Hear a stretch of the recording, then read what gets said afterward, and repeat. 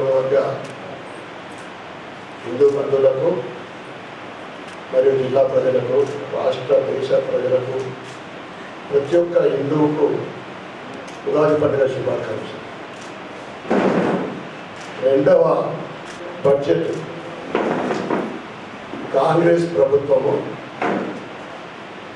ప్రవేశపెట్టిన సంగతి మనందరికీ తెలుసు. ఆ బడ్జెట్ ద్వారా వారి నిజ స్వరూపం ఏంటో బయటపడ్డాయి. ఇచ్చిన హామీలకు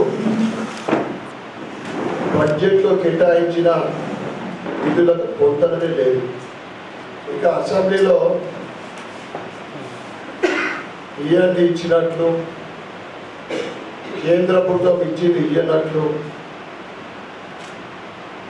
చెప్పడము రొటీన్గా అలవాటు అయిపోయింది ఇద్దరికి కూడా, అంటే బీఆర్ఎస్కు కానీ కాంగ్రెస్కు కానీ.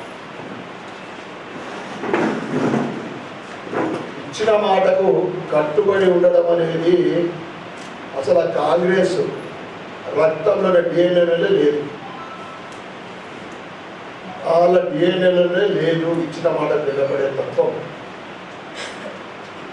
ఏదైతే ఎన్నికల ముందు 6 గ్యారంటీలు, 5 డిక్లరేషన్లు, 400 హామీలు ఈ బడ్జెట్లో వారు కేటాయించిన నిధులకు అవన్నీ కూడా తీసి చెట్టగుర్తలో వేసిండు. దేనికి నిధులు సరిగ్గా కేటాయించక వారు ఇచ్చిన డిక్లరేషన్ల హామీలన్నీ కూడా చెట్టబుట్టలు వేసినని చెప్పచ్చు. ధరణి ఈ బీఆర్ఎస్ చేసిన అతిపెద్ద పాపము, శాపము రైతులకని చెప్పి దాన్ని మేము సముద్రంలో కలుపుతామని చెప్పి వీరిచ్చిన హామీలన్నీ కూడా నిజంగానే సముద్రంలో కలిపేసింది.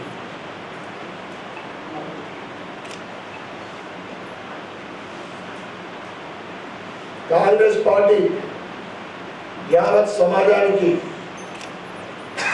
ఏదైతే ఇచ్చిన హామీలు రైతులకు కానీ, మహిళలకు కానీ, యువతకు కానీ, ఎస్సీ ఎస్టీ బడుగుబలైన వర్గాలకు కానీ అవన్నీ కూడా యావత్ తెలంగాణ జనులకు మోసం చేసింది బడ్జెట్లో. గృహజ్యోతి వెలుగులు లేవు, రైతు భరోసా పైసలు లేవు, చేయుత పింఛన్ పెరిగింది లేదు, ఇందిరమ్మ ఇంట్లో 5 లక్షలు రాలే, ఇంటి జాడనే లేదు, మహాలక్ష్మి పథకం ప్రస్తావన లేదు, పైసలు అకౌంట్లో పడతలేదు. యువ వికాసం పెద్ద నయా మోసం. కాంగ్రెస్ పార్టీ బడ్జెట్ నిండా మోసాలి. గత బీఆర్ఎస్ ప్రభుత్వం గారడి మాటలతోటి మోసం చేస్తే ఈ కాంగ్రెస్ ప్రభుత్వము గారడి అంకెలతోటి గారడి అంకెలు చెప్పి మోసం చేస్తూ ఉంది తెలంగాణ ప్రజలకు. మొన్న మనం అందరం చూసినాం, డిప్యూటీ సీఎం ఆర్థిక మంత్రి బట్టి విక్రమార్క వారి ఛాంబర్ ముంగట కాంట్రాక్టర్లకు 20% డిమాండ్ చేస్తుందని వాళ్ళు ధర్నా చేయడం జరిగింది. అంటే దీని అర్థం ఏంటిదంటే వీళ్ళు ప్రవేశపెట్టిన బడ్జెట్ 3,04,000 కోట్లు. అంటే 20% అంటే సుమారు 60,000 కోట్లు మాయమవుతున్నట్టుండే కమిషన్ల రూపంలో. 3 లక్షల 20% అంటే 60,000.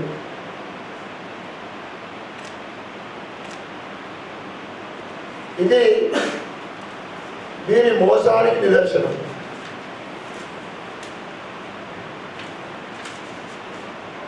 నీళ్లు, నిధులు, నియామకాలని మనము పోరాడి తెచ్చుకున్న తెలంగాణ ఈరోజు ఆ రంగాలకు నిధులు లేక అభివృద్ధికి నోచుకోలేకపోతా ఉంది. వెనుకబడతా ఉన్న ఈ 3 రంగాలు కూడా. ఎందుకంటే సరైన సాగునీటి వ్యవస్థ లేక ఈరోజు రైతులు ఒకవైపు పంటలు ఎండపోతూ ఉంటే దానికి ప్రభుత్వం నుండి ఎటువంటి స్పందన లేదు. ఇక నువ్వు వరంగల్లో భద్రకాళి అమ్మవారి సాక్షిగా రైతు డిక్లరేషన్లో ఏం చెప్పినాం? మేము అధికారంలోకి రాగానే డిసెంబర్ 9 కూడా సోనియమ్మ జన్మదినం రోజున ఏకకాలంలో రైతులకు 2 లక్షల రుణమాఫీ చేస్తామని చెప్పి మిగతా హామీలు 100 రోజులు అని చెప్పిన రైతులకు.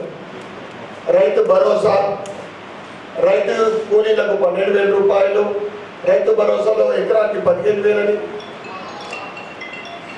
అదేవిధంగా కౌలు రైతులకు 12,000 అని, రైతు బీమా పథకం ఏదైతే కేంద్ర ప్రభుత్వం 10 సంవత్సరాల నుండి నిరంతరంగా రైతు నష్టపోతే ఆ నష్టం రికవరీ కావాలని ఇన్సూరెన్స్ ద్వారా గత బీఆర్ఎస్ ప్రభుత్వం కానీ ఇప్పటి కాంగ్రెస్ ప్రభుత్వం హామీ ఇచ్చింది. కానీ రైతు బీమా కోసము పంట నష్టం అయితే దానికి ఇప్పటి వరకు ఆ ప్రీమియం చెల్లించారు. ఇక దొడ్డు బియ్యం రేట్ చెప్పినప్పుడు దొడ్డు పడ్డది 2,150 రూపాయలు అనుకుంటా. దానికి మేము 500 రూపాయలు బోనస్ ఇస్తాం.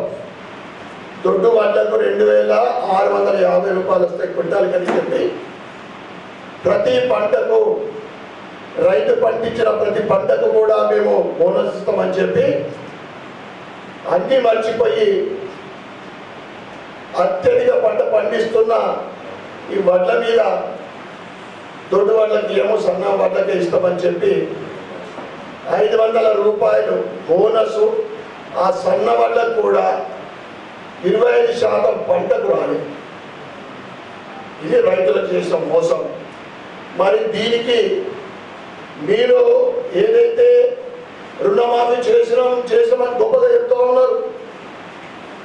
ముందు 40,000 కోట్లు రుణమాఫీ చేస్తామని చెప్పి మంత్రివర్గ సమావేశంలో 31,000 కోట్లు మేము ఇస్తామని డిక్లేర్ చేసిన తర్వాత 20,616 కోట్లు ఇప్పటికీ విడుదల చేసిండ్రు, అంటే మాఫీ చేసిండ్రు. మిగతా 10,384 కోట్లు ఎక్కడ ఉన్నాయి? దానికి బడ్జెట్లో ప్రస్తావన లేదు, నిధులు లేవు. 17 లక్షల మంది ఈరోజు తెలంగాణ వ్యాప్తంగా రైతు రుణమాఫీ కోసం ఎదురు చూస్తూ ఉన్నారు. ఇక అంబేద్కర్ అభయాస్తం పెద్ద మోసం. వాళ్ళు దళిత బంధు 10 లక్షలు ఇస్తున్నారు, మేము 12 లక్షలు ఇస్తామని చెప్పి మొదటి బడ్జెట్లో దానికి నిధులు కేటాయించలేదు. ఇప్పుడన్నా కేటాయిస్తారని మేము ఆశగా ఎదురు చూసినాం. ఎందుకంటే బలహీన వర్గాలకు, బడుగు బలహీన వర్గాలకు వాళ్ళు అనేక మంది, లక్షలాది మంది పేద కుటుంబాలు ఎదురు చూస్తూ ఉన్నారు. అప్పుడు ఆ బీఆర్ఎస్ వాళ్ళు ఏదో కొద్దిమంది టీఆర్ఎస్ కార్యకర్తలకు ఇచ్చుకున్నట్టున్నారు. ఇప్పుడు అది కూడా లేదు, ఏదీ లేదు. బడ్జెట్లో నిధులు దానికి ఏం కేటాయించండి. ఇక పెన్షన్ పెంపు ఎంత మోసం అంటే పాపం తాతలు అవ్వలు ఎదురు చూస్తూ ఉన్నారు. ఎప్పుడెప్పుడు 2,000 4,000 చేస్తారని.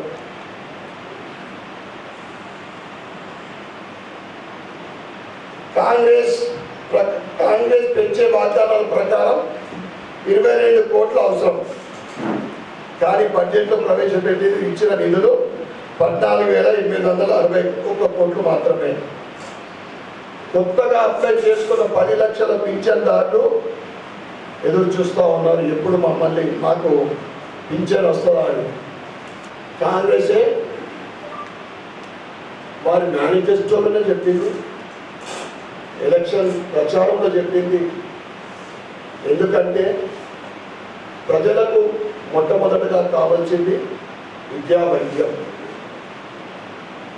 ఆ తర్వాత ఆవాస్, ఆ తర్వాత ఉపాధి. 4కి కూడా కాంగ్రెస్ ఇప్పుడు వారి 16 నెలల పరిపాలన వీటన్నిటికీ కూడా పక్కన పెడతా ఉంది.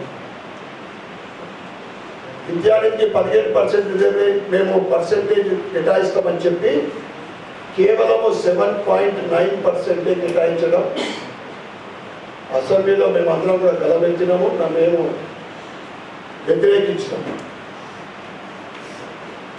45,000 కోట్లు ప్రామిస్ చేసినప్పటికీ కేటాయించింది అంటే 15% అంటే 40,000 కోట్లు చేయాలి. కేటాయించింది 7.9% అంటే 20,000 కోట్లు కేటాయించింది. విద్యాశాఖకు 16 నెలలు గడుస్తుంటే పూర్తి స్థాయి విద్యాశాఖ మంత్రి లేకపోవడము, ఈ విద్యా విధానం, వీటి బడుల మీద పర్యవేక్షణ లేక వేలాది స్కూళ్ళు మూతపడతా ఉన్నాయి.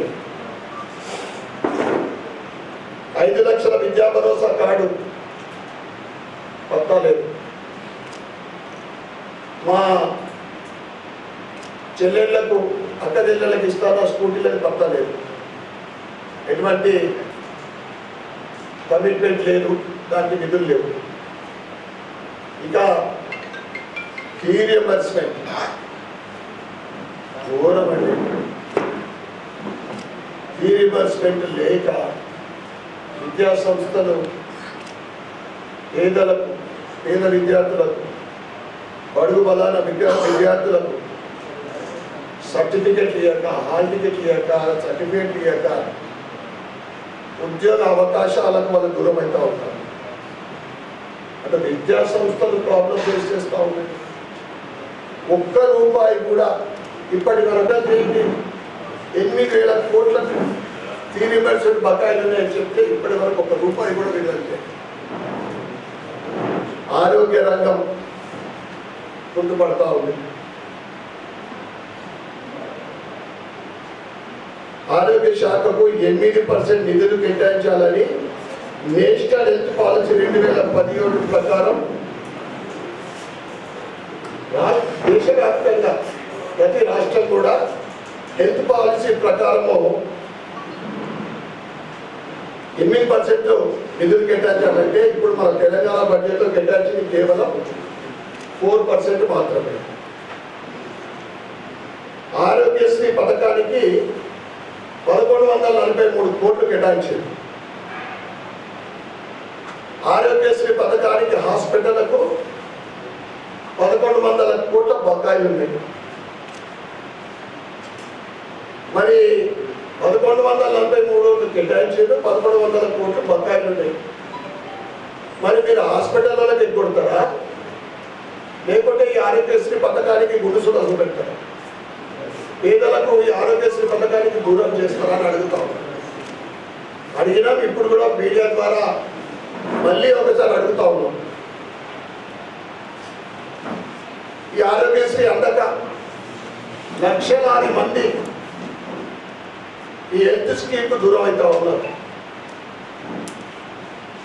మహిళల స్వశక్తీకరణ అంటే మహాలక్ష్మి పథకం 1 కోటి మంది మహిళలకు కోటీశ్వరులు చేస్తారు.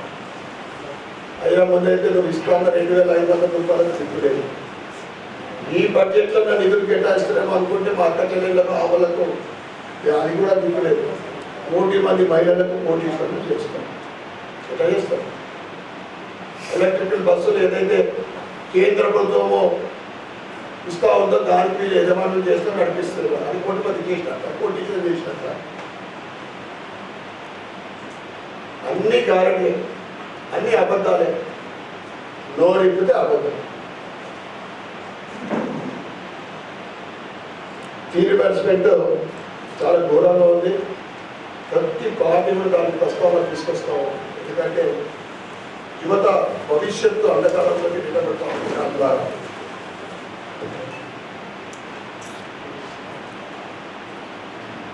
ఈ బడ్జెట్ తయారు చేసింది ఉద్యోగస్తులు.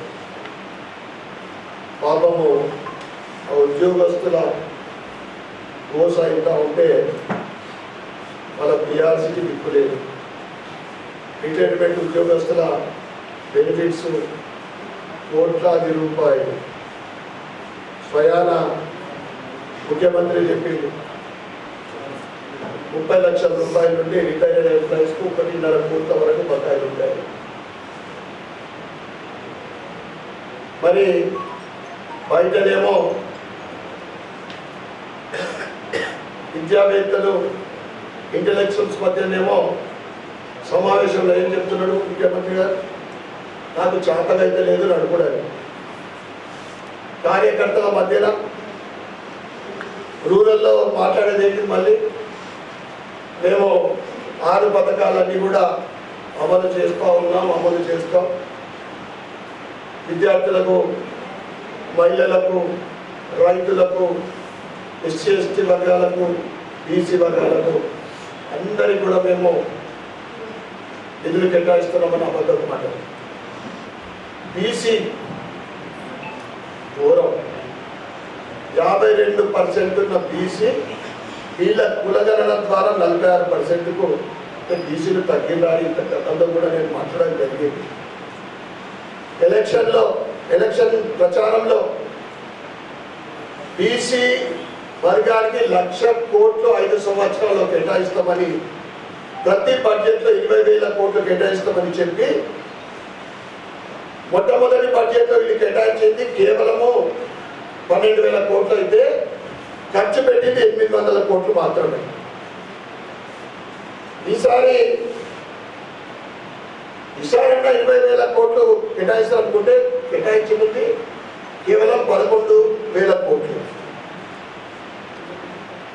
జాబ్ క్యాలెండర్ సంవత్సరంలోపు 2 లక్షల ఉద్యోగాలు ఇస్తాం, జాబ్ క్యాలెండర్ని రిలీజ్ చేస్తామని చెప్పి జాబ్ క్యాలెండర్కు చట్టబద్ధత లేదు. వాగ్దానాల ప్రకారం 2 లక్షల ఉద్యోగాలు ఇవ్వాలని మేము డిమాండ్ చేస్తూ ఉన్నాం. నిరుద్యోగ వృద్ధి ఏదైతే మీరు యువతలకు ఇస్తున్న 4,000 రూపాయలు ఇవ్వాలని, ఈ విధంగా అన్ని వర్గాల ప్రజలకు మొండి చేయి చూపెట్టింది ఈ బడ్జెట్లో. కాంగ్రెస్ నిరుద్యోగ సీనియర్ నాయకులకు ఒక ట్యాగ్ మెడలేసింది, కార్పొరేషన్ చైర్మన్ అని. మేము అడుగుతా ఉన్నాం, కార్పొరేషన్ చైర్మన్లకు ఏ నిధులు మీరు కేటాయించారు?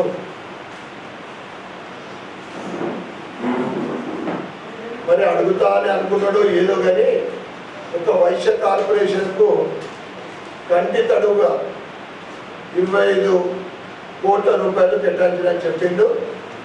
అంతకుముందు నేను లెటర్ ఇచ్చిన 100 కోట్లు కేటాయించాలని. ఎందుకంటే ఉన్నత వర్గాలలో కూడా పేదలు ఉన్నారు, లక్షలాది మంది అగ్రవర్ణాలలో కూడా తిండి లేని ఉన్నారు, ఇల్లు లేని ఉన్నారు, ఉద్యోగాలు లేవు. అన్ని కార్పొరేషన్లకు నిధులు విడుదల చేయాలని మేము చెప్పినాం. ఓవరాల్గా చెప్పాలంటే ఇంకా ఎన్నో ఉన్నాయి ఇలా అవకతవకలు. కాంగ్రెస్ ఇచ్చిన హామీలకు మీరు ఈ బడ్జెట్లో కేటాయించిన నిధులకు సంబంధం లేదని భారతీయ జనతా పార్టీ బడ్జెట్ను వ్యతిరేకిస్తూ ఉంది. అసెంబ్లీలో వ్యతిరేకించడం, మీ ద్వారా కూడా వ్యతిరేకిస్తూ ఉన్నాం. మా మైకులు కట్ చేస్తారా? మైకులు కట్ చేస్తారని కొద్దిగా డీటెయిల్గా చెప్తారా? ఇతర ప్రతిపక్ష పార్టీలకు గంటల తరబడి 2 గంటల 40 నిమిషాలు మాట్లాడి మనోభాయిసి మా ఎంపీ మహేశ్వర్ రెడ్డి గారు ఇచ్చిన సమయం 40 నిమిషాలు అయితే 30 నిమిషాలకే బెల్లు కొట్టుడు మొదలుపెట్టింది. నేను 30 నిమిషాలని చెప్పి ప్రతి 2 నిమిషాలు డిస్కస్ చేస్తూ ఉంటాను. భారతీయ జనతా పార్టీ ఎక్కడ మాట్లాడినా, అసెంబ్లీలో మాట్లాడినా, ప్రెస్లో మాట్లాడినా, ఎక్కడ మాట్లాడినా నిజం మాట్లాడుతుంది. జరుగుతున్న వీళ్ళు సెంట్రల్ ఏమి ఇచ్చిందని పదే పదే చెప్తూ ఉంటారు. గత సంవత్సరం కిషన్ రెడ్డి గారు ఆయన మొత్తము స్క్రీన్ ద్వారా మొత్తము డిస్ప్లే చేసింది అందరికీ. మీడియా కూడా ఒక సంవత్సర కాలంలో 10 లక్షల కోట్లు కేటాయించింది. 38% ఒకప్పుడు మోడీ గారు వచ్చిన తర్వాత 42% పెంచారు రాష్ట్రాలకు నిధులు. అసలు ఈ కాంగ్రెస్ ప్రభుత్వాన్ని మేము అడుగుతా ఉన్నాం, 7 లక్షల కోట్ల అప్పు చేసిన బీఆర్ఎస్ పార్టీకి ఎలక్షన్ ప్రచారంలో అన్ని పార్టీలు కూడా వేలెత్తి చూపించింది. తెలంగాణ అభివృద్ధి చెందిన రాష్ట్రాన్ని నంబర్ 1 రాష్ట్రాన్ని అప్పుల పాలు చేసినామని చెప్తే రేవంత్ రెడ్డి గారి స్వయాన ఆయన నోటి ద్వారా కూడా 7 లక్షల కోట్లని అనేక సార్లు చెప్తే మేము కన్ఫ్యూజ్ అయినాము, మాకు తెలియలేదు, మేము 3.5 లక్షల కోట్లు అనుకున్నాము, సులగుట్ల మాటలు మాట్లాడుతూ ఉన్నాం. ప్రచారం ఏమన్నాడు, మేము అప్పులు చేయకుండా అప్పులు తీర్చే ప్రయత్నం చేస్తాం చెప్పి. పాపం వాళ్ళకు ఒక అవకాశం ఏం దొరికిందంటే బీఆర్ఎస్ వాళ్ళకు ఈ రాష్ట్రాన్ని నాశనం పట్టించిన వాళ్ళకు ఈ రాష్ట్రాన్ని ఆర్థికంగా వెనుకబడే విధంగా చేసినందుకు మేము 10 సంవత్సరాల 7 లక్షల కోట్లు చేస్తే నువ్వు 1 సంవత్సరంలోనే 1,50,000 కోట్లు అప్పు చేసిన ఘనత 14 నెలల్లో రేవంత్ రెడ్డికి తప్పుతుంది. ఇది అసెంబ్లీ ప్రారంభించిన రోజు 1,50,000 కోట్లు అప్పు చేసినాం. ఇక అప్పు తీర్చినాం, నిధి తీర్చినాం అవన్నీ చెప్తా పోయింది. చివరి రోజు అంటే 12 రోజుల సెషన్ జరిగింది, 2 హాలిడేస్, 10 రోజులు జరిగింది.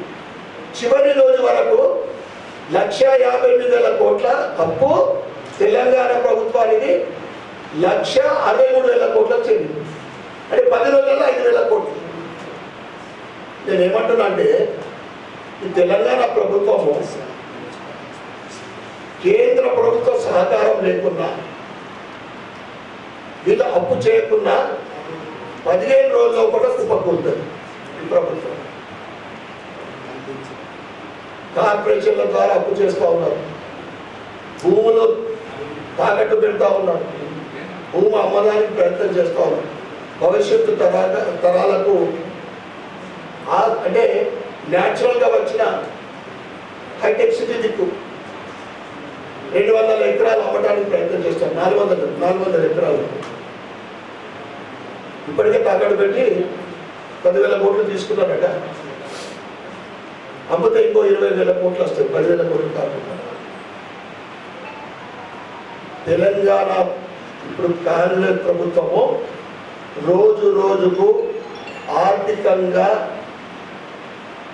కూరుకపోతా ఉంది, అప్పులతో కూరుకపోతా ఉంది. ఏది ఏమైనా కానీ మీరు ఇచ్చిన హామీలు ప్రతి ఒక్క